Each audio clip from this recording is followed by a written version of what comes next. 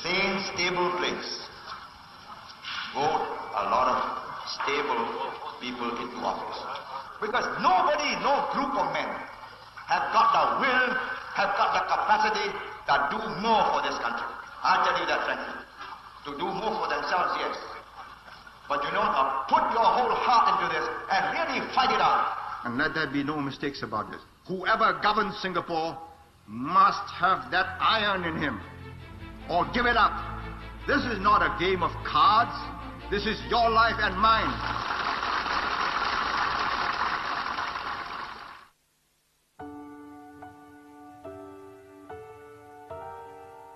Senior Minister Lee took many years to build up Singapore, to hold the whole place together, and we have social, religious, cultural, political harmony today. I am not going to allow this social harmony to be broken by anybody. And it's for you to build on it further, to improve on what we have been able to do, to change what is no longer relevant, and to shape according to your dreams and your visions. Can we do better? Can we achieve our aspirations? Of course, yes we can. Of course, there will be challenges. We are a small country, we are a little red dot. Life is never easy. We do that by staying one united people. It's been our formula. It's been our mantra. Actually, it's our secret recipe. Why is it secret? Not that people don't know it, but people cannot do it. We can do it.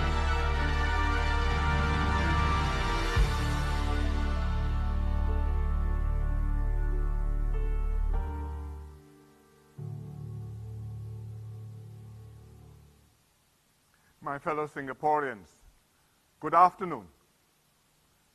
In almost every general election since independence, the PAP has held a rally near Fullerton. We usually hold it after the midpoint of the campaign. It's an occasion to pause, take stock of what has happened in the hustings so far, and refocus everyone's minds on what is at stake. Unfortunately, because of COVID-19, we cannot convene a physical Fullerton rally this year. So I have to speak to you virtually, online. But my purpose is the same. Hardly ever in our history have the stakes been higher than now. We are in the middle of a crisis. But as tough as the past months have been, our biggest challenges lie ahead of us. Globally, COVID-19 cases continue to surge. We don't know how the pandemic will end or whether a lasting solution will be found, be it a vaccine or more effective treatment. We face a continuing danger to public health, and this will also weigh heavily on the economy for perhaps a year, if not longer. All our experience since the beginning of this year has made clear just how important a good government is to fight COVID-19, support the economy, and get out of this crisis intact. This is what this election is about. Whom do you trust to get you through the very difficult times ahead? Our COVID-19 situation is stable. Our healthcare system has held up well. Our fatality rate is among the lowest in the world. In the migrant worker dormitories, the outbreak is being systematically cleaned up. We have managed to get to this stage not by chance, but by dint of immense effort. First, we've been preparing for a pandemic since SARS. We systematically built up our resources and capabilities, stockpiling masks and PPE, training healthcare workers, practicing contact tracing and reporting. For 17 long years, we sustained these preparations. We dealt with H1N1, we prepared for Ebola and MERS. We never took our eyes off the ball. So when COVID-19 hit the region and the world, we had a good base to work off. But every disease is different. COVID-19 is not the same as SARS. It's less lethal, but far more infectious. The post-SARS preparation was essential, but not enough. When COVID-19 hit us, we had to scramble. One challenge was to secure more face masks amidst a worldwide shortage. Another was to ramp up testing so that we could detect new cases faster and stop them spreading. Countries had banned the export of instruments and chemicals needed to run COVID-19 tests. We had to ramp up labs, set up new ones. We had to manufacture more test kits and accurately process the results. We recruited and trained swab teams to perform the thousands of swabs needed every day. Behind the scenes, this was a highly complex operation. For now, test capacity is no longer a constraint for us, but we are still building up reserve testing capacity, just in case. Despite our best efforts in April, the virus broke out in our migrant worker dormitories. The large numbers pose a real risk of overwhelming our hospitals. We had to mount a huge operation. We mobilized the SAF and home team to help manage the dormitory situation. We even opened up SAF camps to house vulnerable workers and keep them safe. We arranged for every worker to be fed, cared for, and paid on time. We built new isolation and medical facilities.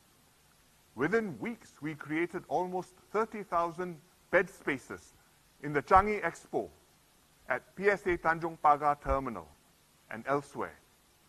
More bed spaces than all our acute hospitals put together. All these extremely demanding tasks had to be performed in the fog of war. We had to decide and act urgently based on incomplete information.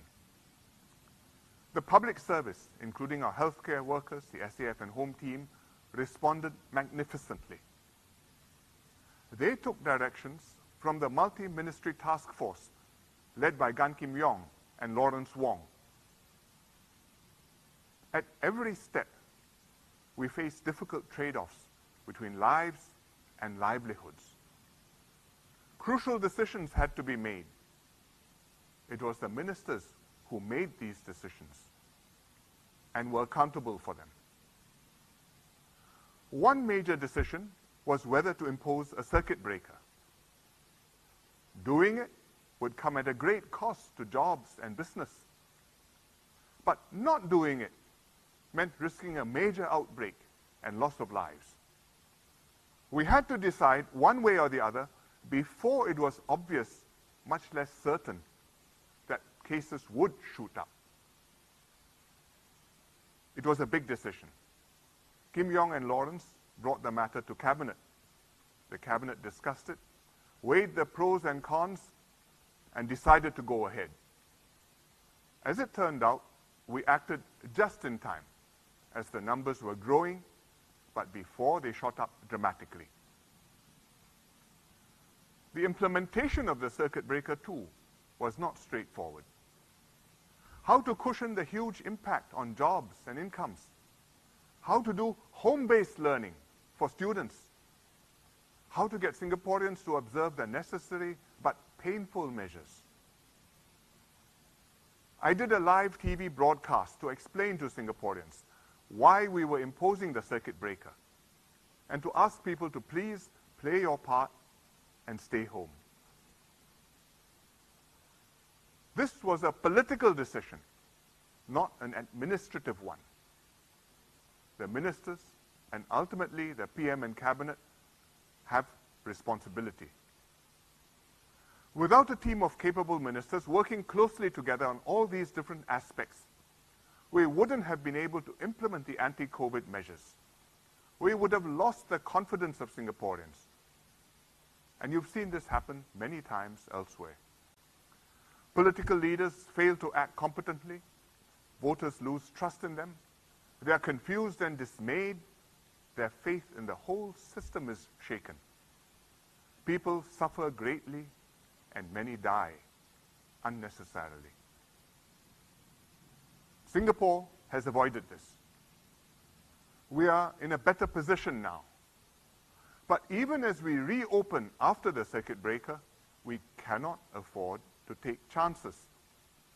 The danger is still very much alive. In many countries, after lockdowns were relaxed, cases have flared up again. And if there's a second global wave of the pandemic, we may be hit hard again, despite our best efforts. Keeping COVID-19 under control and our people safe, avoiding another lockdown, will take everything that we've got. We'll have to make many more difficult decisions and find more creative, radical solutions to take care of our people. At this moment of danger and alarm, the opposition parties are talking as if we can just keep to our old ways and the crisis did not exist. They show no recognition that we are facing the crisis of a generation. They've been completely silent on how to tackle COVID-19, both during the last 6 months and in this election campaign. What contribution will they make in Parliament, adding contrast to the discussions, they say, if they get elected as MPs? What will happen to Singapore if they form the government?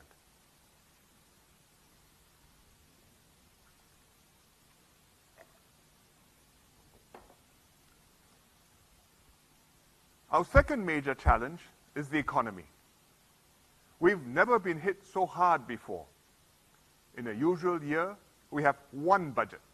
This year, we've had 4, injecting a total of $100 billion almost, far above our normal spending. And that gives you a sense of COVID-19's huge impact on businesses and especially on workers and jobs that we have had to counter. But it is not just about indiscriminately writing checks. We need to understand who is hurting, who needs help mostest, how to help them, what works, what doesn't. In the past months, we've done this systematically. The Job Support Scheme is a major initiative. It costs the government more than $20 billion, but it saves employers a large part of workers' wages, and in that way, keeps workers in their jobs.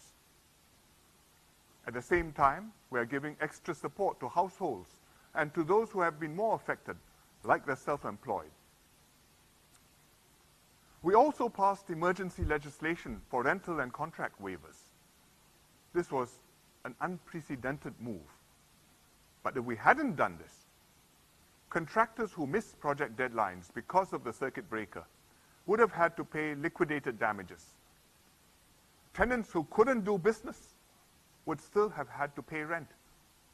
Couples who could not hold weddings would have forfeited their deposits for their wedding banquets.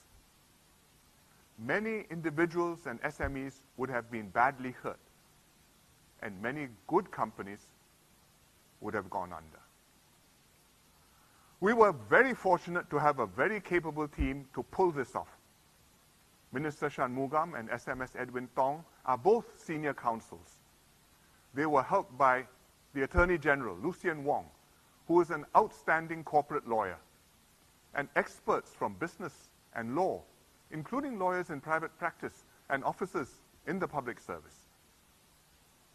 Working frantically, they managed to put this bill together in 9 days. Parliament then passed it on a certificate of urgency, all 3 readings in one day. We did it again with a second set of emergency measures 2 months later. This is the difference that a highly competent government can make to your lives.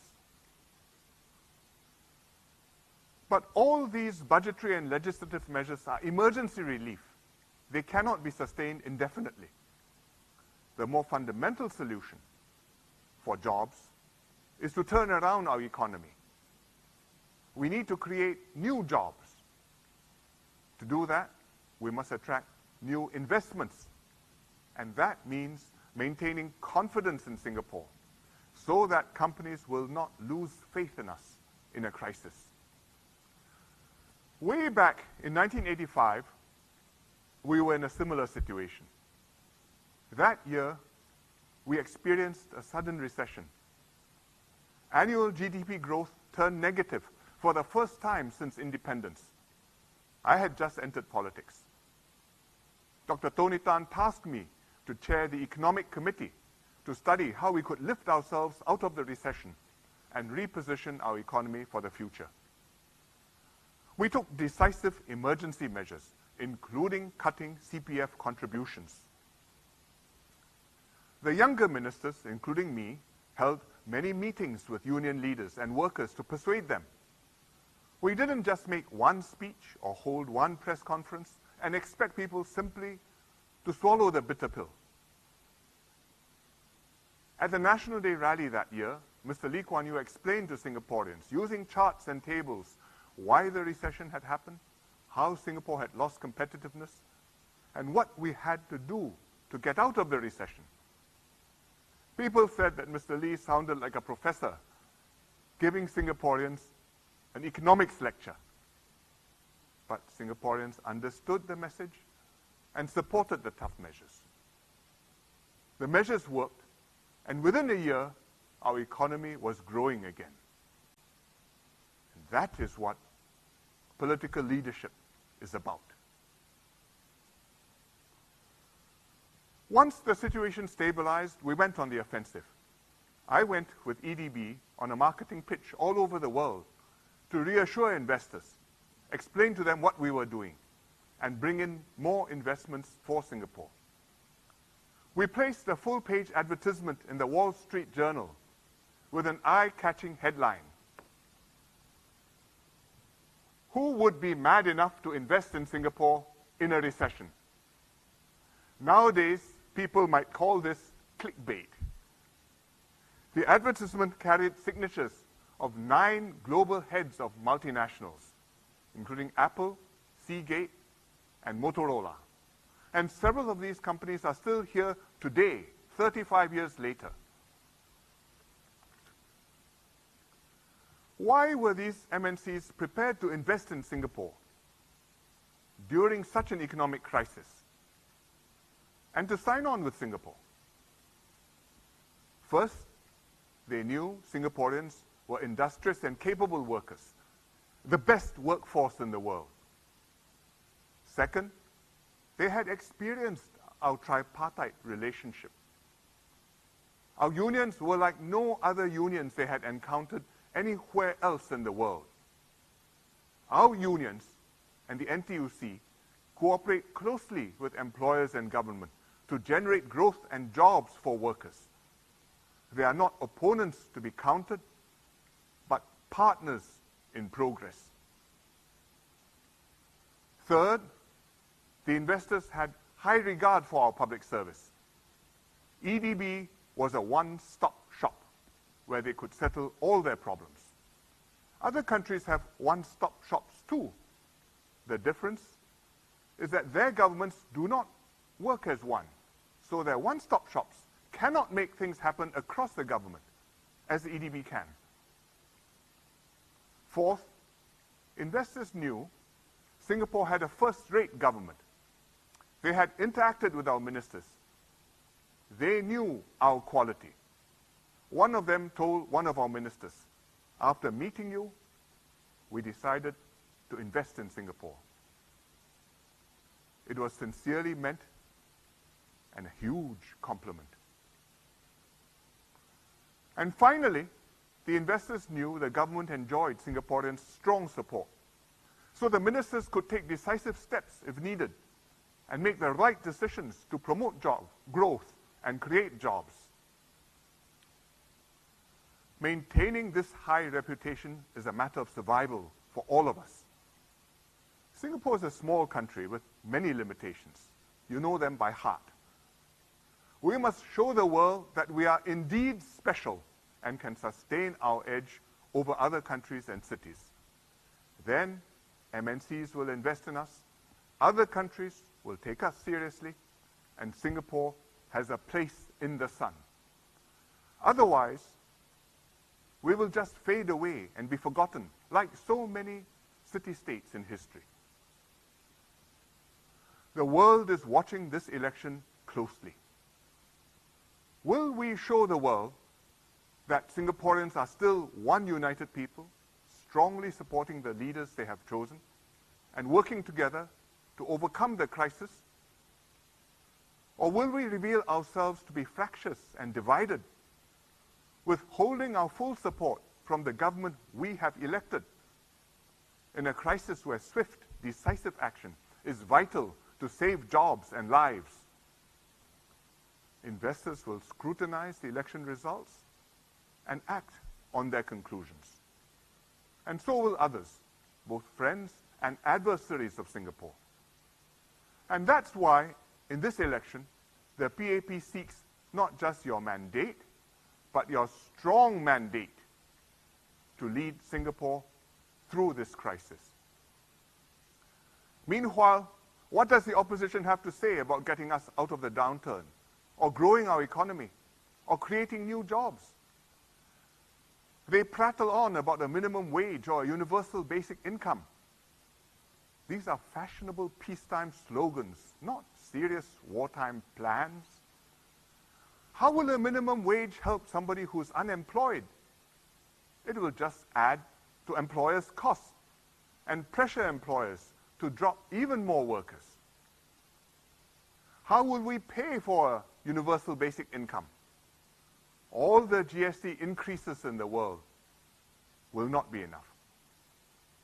Do you really want to vote for parties who in a crisis come up with nothing better than old, recycled manifestos?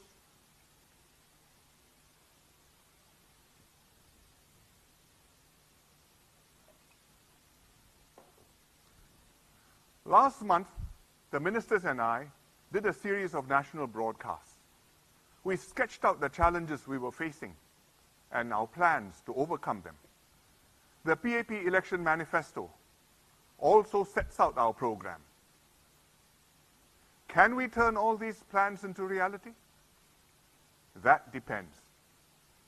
It depends on you giving us a strong mandate for me and my PAP team. I have worked hard to field the strongest possible team for this election. It's an experienced team. It includes capable ministers whom I rely on to get things done and to take care of Singaporeans in this crisis. And seasoned, energetic MPs who will look after you in every constituency, speak up for you in Parliament, and make sure the PAP government is focused on your needs and aspirations. It's also a team refreshed and reinforced with a younger generation of promising leaders from all walks of life. They will bring new ideas and perspectives on tackling the challenges ahead. And I hope the younger first-time voters will identify with them and see them as candidates who represent their views and will advance their interests. My duty as PM is not just to take good care of Singapore during my time in office. It's also to prepare new generations of leaders who can take over from me and my older colleagues and lead Singapore into a different future. And that's why this time the PAP is fielding 27 new candidates, a record number. But to serve you, we first need to get elected. Your MPs and ministers have done their best. You've seen our track record. If you think we've delivered and made your life better, please vote for us. If you think we have not, then by all means, vote us out. But do not confuse signals by voting opposition if what you really want is a PAP MP to look after your constituency and town council and a PAP government to look after Singapore. The opposition says they are offering Singaporeans insurance, just in case you need it. But don't buy insurance from someone on a promise, especially when you have reason to suspect this company cannot pay out on the insurance and their checks will bounce. With a PAP, you know that when we promise anything, we will deliver. We have walked with Singaporeans for 6 decades. We first became the government in 1959. The PAP won that crucial first election because we represented the national consensus and our people's collective hopes for their future. After more than 60 years, this hasn't changed. The PAP still reaches out broadly to the population. Our policies have improved people's lives beyond measure. We've maintained trust with the people, and we've renewed our leadership to keep the party vigorous and in sync with your aspirations. As ESM Goh Chok Tong recently put it, we believe in political renewal, not political recycling. I cannot say that such a state of affairs will last forever. But do not undermine a system that has served you well. Look at the countries that change governments regularly. Their political consensus has frayed. After a government falls, what follows isn't a new, more stable equilibrium, but more frequent changes of governments and divisive politicking. People appear to have a choice, but often the more things change, the more they remain the same. These countries have not done better than Singapore. So I ask Singaporeans, don't be taken in by those who say that's important just to have more choices. Look carefully at the choices they offer you. Ask yourself if they can deliver. Don't be taken for a ride. Your future is at stake.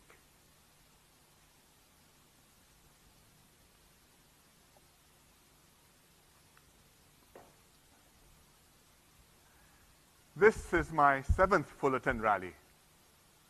My first Fullerton rally was in 1984, when I entered politics 36 years ago, age 32. That was a watershed election. The PAP fielded 26 new candidates, and its self-renewal took off. Today, I'm the only one left from the class of 1984. But the party now has many younger cohorts of leaders to take the country forward. In almost every election since 1984, I've returned to speak at the Fullerton rally. Each time, Singapore had made more progress. Over 36 years, the changes have been dramatic. Fullerton Building today is no longer the General Post Office, but a heritage building restored to more than its old splendor. The Singapore River has been cleaned up.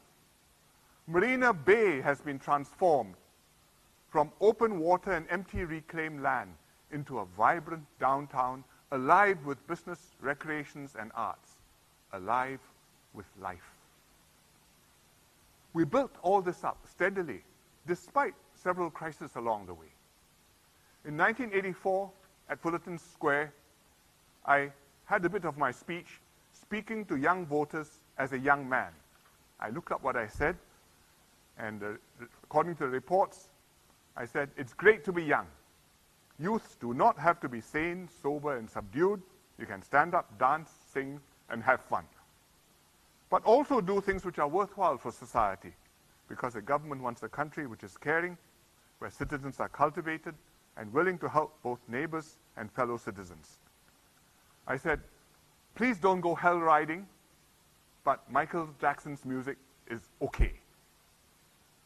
And I think that message is still a good one for young people from me, 36 years older. Within months of the election, we ran into the sharp 1985 recession and had much more serious issues to talk about than Michael Jackson. Since then, in government, I have experienced the Asian financial crisis, 9/11 terrorist attacks and the GI threat in Singapore, SARS, and the global financial crisis. Each was a grave challenge.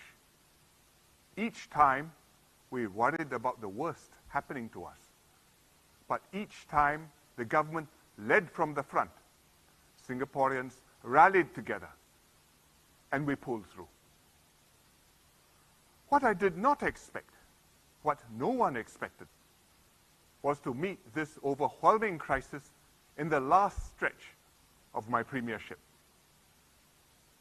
But I count myself fortunate to have been elected by you and chosen by my fellow ministers and MPs to lead Singapore through this critical crisis.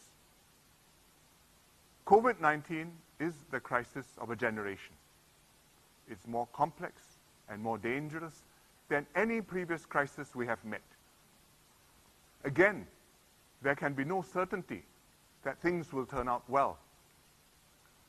But we must have the same unshakable will to marshal all our energies and resources to fight it together, prevail, and emerge stronger. Our response in this crisis will determine the future of our country and prospects for our children and grandchildren in Singapore. You have my word. Together with my older colleagues like Teo Chee Hean and Tharman Shanmugaratnam, as well as the younger 4G ministers, I will see this through. I'm determined to hand over Singapore intact and in good working order to the next team. I have spent all my adult life serving my country because I believe in Singapore. That's why I took a scholarship to serve in the SAF. That's why when ESM Goh Chok Tong asked me to enter politics, I agreed. All my life I have felt a deep personal responsibility to do my part to keep Singapore safe and make it succeed. Now, to get through this crisis, I need your help. I cannot do it alone. I need the strongest team we can find to work with me and with you. I also need full support from all of you, from the Pioneer and Merdeka generations who have done so much to build this Singapore and want to stay healthy and well for many years to come. From parents with children who want to live in a country where their kids have a bright future. From young men and women starting work at a difficult moment, but with their adult lives ahead of them and the country's future in their hands.